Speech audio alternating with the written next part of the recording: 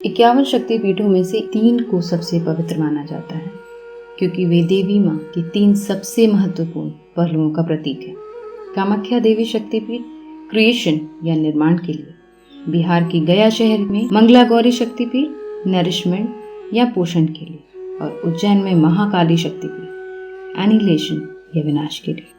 असम की राजधानी दिसपुर में लगभग 8 किलोमीटर दूर गुवाहाटी में ब्रह्मपुत्र नदी के किनारे नीलांचल पर्वत के ऊपर स्थित कामाख्या देवी मंदिर में कुछ ऐसे रहस्य छुपे हैं जो आपको चौंका देंगे। इस मंदिर में क्यों होती है कुंवारी पूजा, आखिर क्या है अधूरी सीढ़ियों की कथा, और साल में एक बार ब्रह्मपुत्र नदी होती है लाल। इतना ही नहीं, इस मंदिर में लाखों अघोर और तांत्रिक काली शक्तियों की पूजा करने सिर्फ भारत से ही नहीं बल्कि पूरे विश्व से आते हैं। क्या आप इनके बारे में जानना चाहते हैं? तो आपसे अनुरोध है कि कुछ समय देकर इस वीडियो को अंत तक देखें। आगे बढ़ने से पहले अगर अभी तक आपने हमारे चैनल को सब्सक्राइब नहीं किया है तो सब्सक्राइब कर लें और बेल आइकन को दबाना बिल्कुल मत भूलिए। आइए जानते हैं इस मंदिर की कुछ मान्यताएं। सबसे पहली मान्यता है कि आपकी कामना होती है पूरी। यहाँ आने वाले हर भक्त की कामना जरूर पूरी होती है। यह मान्यता है कि जो भी बाहर से आए भक्तगण जीवन में 3 बार दर्शन कर लेते हैं, उन्हें सांसारिक भवबंध से मुक्ति मिल जाती। देवी ग्रंथ कुलावर्ण तंत्र और महाभगवती पुराण में यह भी बताया गया है कि जो भी कलयुग में इस स्वयंभू सिद्धिपीठ में गंगा जल लाकर चढ़ाता है, उसे वाजपेयी यज्ञ का फल मिलता है। आइए जानते हैं इस मंदिर की दूसरी मान्यता। तांत्रिकों का गढ़, तंत्र साधना के लिए यह स्थान सबसे महत्वपूर्ण माना जाता है, इसलिए साधुओं और अघोरियों का यहाँ पर तांता रहता है। अधिक मात्रा में काला जादू भी किया जाता है। साथ ही काले जादू से ग्रसित व्यक्ति यहाँ आकर इस समस्या से निजात पा सकता है। जिस प्रकार उत्तर भारत में कुंभ महापर्व का महत्व माना जाता है, ठीक उसी प्रकार इस आदिशक्ति में अम्बुवाची पर्व का महत्व है। इसके अंतर्गत विभिन्न प्रकार की दिव्य अलौकिक शक्तियों का अर्जन तंत्र मंत्र में पारंगत साधन अपनी अपनी मंत्र शक्तियों को अनुष्ठान करके सिद्ध रखते हैं। और यही वक्त होता है जब विश्व के सबसे प्राचीनतम तंत्र मठ चीनाचेरी आगम मठ के विशिष्ट तांत्रिक अपनी साधना करने तिब्बत से यहाँ आते। इस पर्व पर भारत ही नहीं बल्कि बांग्लादेश, तिब्बत और अफ्रीका जैसे देशों के तंत्र साधक यहाँ आकर अपनी साधना के सर्वोच्च शिखर को प्राप्त करते हैं। आइए बढ़ते हैं इस मंदिर की तीसरी मान्यता की ओर, जो कि है अधूरी सीढ़ियों की कथा। कहते हैं कि घमंड में चूर प्राज्ञा ज्योतिषपुर का असुर राज नरकासुर एक दिन माँ भगवती कामाख्या को अपनी पत्नी के रूप में पाने का दुराग्रह कर बैठा। कामाख्या महामाया ने नरकासुर की मृत्यु को निकट मानकर उससे कहा कि यदि तुम इसी रात में नीलाचल पर्वत के नीचे से मंदिर तक सीढ़ियों का निर्माण करा दो और कामाख्या मंदिर के साथ एक विश्राम गृह बनवा दो, तो मैं तुम्हारी इच्छा अनुसार पत्नी बन जाऊंगी, और यदि तुम ऐसा ना कर पाए तो तुम्हारी मौत निश्चित है। गर्व में चूर असुर ने इसे चुनौती के रूप में लिया और इस कार्य को करने के लिए अपनी पूरी ताकत लगा दी। जब वह काम पूरा करने ही वाला था कि महामाया ने एक मायावी मुर्गे द्वारा रात्रि समाप्ति की सूचना दी, जिसे नरकासुर क्रोधित होकर कार्य को अधूरा छोड़ते हुए मुर्गे के पीछे लग गया और ब्रह्मपुत्र नदी की दूसरी छोर जाकर उसका वध कर डाला। यह स्थान आज भी कुप्टाचकी के नाम से विख्यात है। बाद में माँ भगवती की माया से भगवान विष्णु ने नरकासुर का वध कर दिया। इस मंदिर की अगली मान्यता। शास्त्रों के अनुसार कुंवारी देवी काली द्वारा कोलासुर की हत्या का स्मरण होता है। पौराणिक कथा के अनुसार कोलासुर ने एक बार स्वर्ग और पृथ्वी पर कब्जा कर लिया था। असहाय देवता मदद के लिए महाकाली के पास पहुंचे। उनके निवेदन का जवाब देते हुए वह फिर से पैदा हुई और एक युवती के रूप में कोलासुर को मार डाला। इस पूजा में एक कुंवारी लड़की को नई लाल साड़ी, सिंदूर, आभूषण, इत्र आदि से खूबसूरती से सजाकर देवी कामाख्या के स्वरूप में पूजा की जाती है। ऐसा माना जाता है कि कुंवारी पूजा उपासकों को कई आशीर्वाद देती है। ऐसा भी कहा जाता है कि यह सभी खतरों को दूर कर देता है।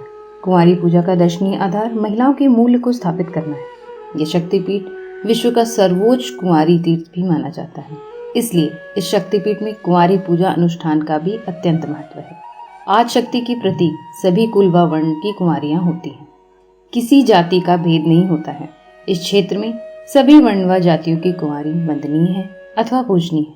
वर्ण जाति का भेद करने पर साधक की सिद्धियां नष्ट हो जाती हैं। शास्त्रों में वर्णित है कि ऐसा करने पर इंद्रतुल्य शक्तिशाली देव को भी अपने पद से वंचित होना पड़ता है।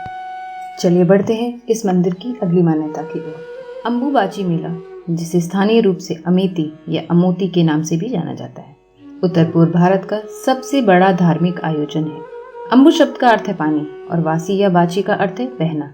प्रतिवर्ष यहाँ अम्बु बाची मेला लगता है, जिसमें इसके पास स्थित ब्रह्मपुत्र का पानी 3 दिन के लिए लाल हो जाता है। ऐसा मान्यता है कि पानी का यह लाल रंग कामाख्या देवी के मासिक धर्म के कारण होता है। इन 3 दिनों के बाद दर्शन के लिए यहाँ भक्तों की भीड़ उमड़ने लगती है। यह अम्बुवाची पर्वती भगवती सती का रजस्वला पर्व होता है। पौराणिक शास्त्रों के अनुसार सतयुग में यह पर्व 16 वर्ष में एक बार, द्वापर में 12 वर्ष में एक बार, त्रेता युग में 7 वर्ष में एक बार तथा कली काल में प्रत्येक वर्ष जून माह में तिथि के अनुसार मनाया जाता है। देवी कामाख्या मासिक धर्म चक्र के माध्यम से 3 दिनों के लिए गुजरती है। इन 3 दिनों के दौरान कामाख्या मंदिर के द्वार श्रद्धालुओं के लिए बंद कर दिए जाते हैं। यह मंदिर 3 हिस्सों में बना है। पहला सबसे बड़ा हिस्सा है, हर किसी को जाने की इजाजत नहीं है। दूसरे हिस्से में माँ के दर्शन होते हैं। यही वो स्थान है जहाँ एक पत्थर से हर वक्त पानी निकलता रहता है। माता के रजस्वला के दौरान 3 दिनों के लिए मंदिर पट बंद कर दिए जाते हैं। 3 दिन बाद दोबारा बड़ी ही धूमधाम से मंदिर के पट खोले जाते हैं। चलिए बढ़ते हैं अगली मान्यता की तरफ। प्रसाद में मिलता है लाल कपड़ा। यहाँ इस मंदिर में भक्त को बहुत ही अलग रूप का प्रसाद दिया जाता है। दूसरे शक्तिपीठों की अपेक्षा में इस मंदिर में प्रसाद के रूप में लाल रंग का गीला कपड़ा देते हैं। माँ के 3 दिन के रजस्वला के दौरान पूर्व गर्भगृह स्थित महामुद्रा पर सफेद वस्त्र चढ़ाया जाता है, जो कि रक्तवर्ण हो जाता है। मंदिर के पुजारियों द्वारा ये वस्त्र प्रसाद के रूप में भक्तों को विशेष रूप से वितरित किया जाता है। इस कपड़े को अम्बुवाची वस्त्र कहते हैं और यह कपड़ा बहुत ही पवित्र माना जाता है। चलिए चलते हैं अपनी अगली मान्यता की। मंदिर में नहीं है कोई प्रतिमा। जी हाँ, इस मंदिर में माता जी की कोई प्रतिमा नहीं है। इस मंदिर में कोई मूर्ति, प्रतिमा या चित्र नहीं है। यहाँ मात्र एक कुंड बना है जो हमेशा फूलों से ढका रहता है, जिससे हमेशा ही जल का बहाव होता है। चमत्कारों से भरे इस मंदिर में देवी की योनि की पूजा होती है। योनि वह जगह है जहाँ बच्चे को 9 महीने तक पाला जाता है।